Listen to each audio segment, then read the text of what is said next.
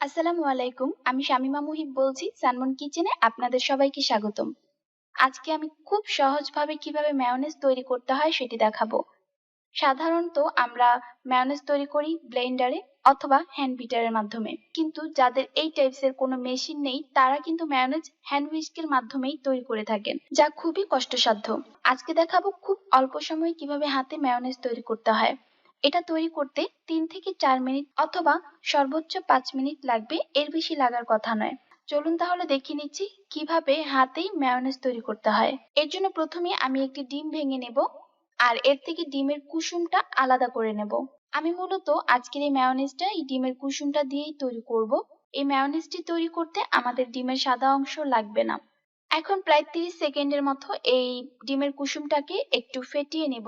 এখন এর মধ্যে দিয়ে দিব 1/4 কাপ সয়াবিন তেল। তেলটা অল্প অল্প করে দিবেন আর এইভাবে হ্যান্ড হুইস্কের মাধ্যমে নেড়ে নিতে হবে।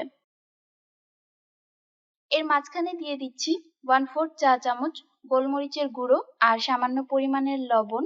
সাথে দিয়ে দিচ্ছি সাদা ভিনেগার। এই ভিনেগারটা দেওয়ার চেষ্টা করবেন। আর যদি ভিনেগার না থাকে তাহলে লেবুর রস দিবেন 2-3 ফোঁটার মতো। আর দিয়ে দিচ্ছি 1/2 চা চামচ চিনি। এবার খুব ভালোভাবে প্রায় 1 মিনিটের মতো এইভাবে ফেটে নিতে হবে। একটা সময় দেখবেন এরকম ঘন হয়ে যাবে। এমন ঘন যখন হবে তখনই বুঝতে হবে মেয়োনেজটি তৈরি হয়ে গিয়েছে। আর মাঝখানে আপনারা এর স্বাদটাও দেখে নিতে পারেন। যদি লবণ বা চিনি কোনো কিছু প্রয়োজন হয় তাহলে আপনারা সেখানে অ্যাডজাস্ট করে নিতে পারেন। এখানে আর কিছুই লাগবে না, একদম পারফেক্টলি হয়েছে। দেখতেই পাচ্ছেন খুব সুন্দরভাবে কিন্তু হাতেই তৈরি হয়ে গেল অসাধারণ মেয়োনেজ। ডিমের সাদা অংশ দিয়ে আপনারা ব্লেন্ডারে মেয়োনেজটি তৈরি করতে পারবেন। আর কুসুমটা দিয়ে এভাবে আমি হাতে তৈরি করেছি।